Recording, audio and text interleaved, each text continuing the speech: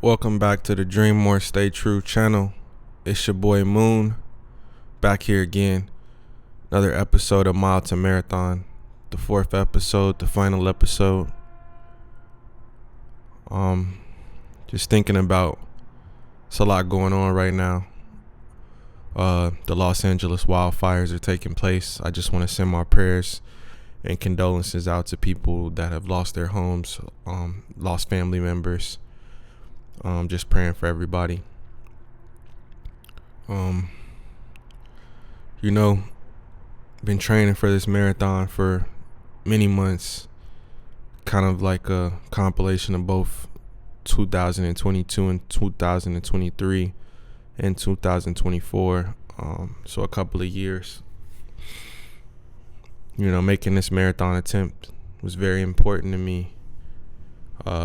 It takes a lot of work, it takes a lot of dedication, a lot of support. I cross-trained a lot, lots of stretching, lots of early mornings, nutrition, fuel, learning a lot of information. You really don't know what's going to happen when you go out there and you step on that road and you ask these things of your body. And let me stop playing with y'all. 3273, that was my bib number. Here's my finishing medal. I'm a marathoner now. I didn't want to, pull on y'all heartstrings too much. Just thought I would play around a little bit. But I do want to talk about, of course, the marathon and talk about, what that felt like and what that experience was like for me running the Seattle Marathon 2024. Had to take a little bit of time to recover. So that's why this video is coming out so late, and I'll probably won't release it for another week. It's just been a lot going on with the wildfires in Los Angeles and just trying to figure out how I can help people. And so I got to prioritize some things right now. One of the last long runs I did, of the many long runs in this build, was here in Los Angeles, and average pace of 10:37, not too fast, about 4 hours and 16 minutes. It was 24 miles, and I feel like I took that tactic from watching different YouTubers and elites and sub-elites, and really just knew my body could handle it. I did some 14, 15, 16, 17 miles, 20 miles, and I just felt like I could go after that 24 miles, and it gave me a lot of confidence and taught me a lot, especially after running a half marathon in an official race that was pretty hilly. My confidence was a little bit, tapped into thinking about how this race was going to transpire, because I had to do that double, and I knew the elevation was going to be so much more higher. The elevation turned out to be 1,286 feet of elevation gain when I ran the Seattle Marathon to completion. And it was 26.6. There was some early miscommunications with the route, and we got directed back on the route, but a little bit extra was ran, of course.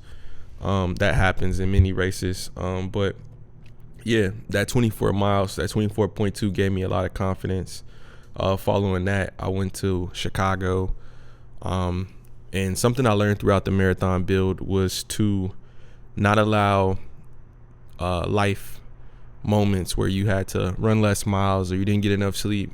Learning when to tell your body to stop and be disciplined. At this point, I was just remaining completely sober, trying to eat clean, trying to do the right things, because at this point I was about 20 days out from the marathon, so I was really concentrated. But went to Chicago to see my father and family, and just check on him and his health, and go out and have some family time. So went out for a nice run in South Shore, going up the Lake Shore lake path, and it was really nice because it's a place that I grew up in, and it just felt nice to run in the wintertime in November, and really just kind of see Chicago. It's been a while. I'm from there, and I just hadn't had a lot of time home and time to run, so it was beautiful to run up the lakefront path, and it was good. It was a good 12 miles, and afterwards, me, my brother Marcus, my brother Malik, and my father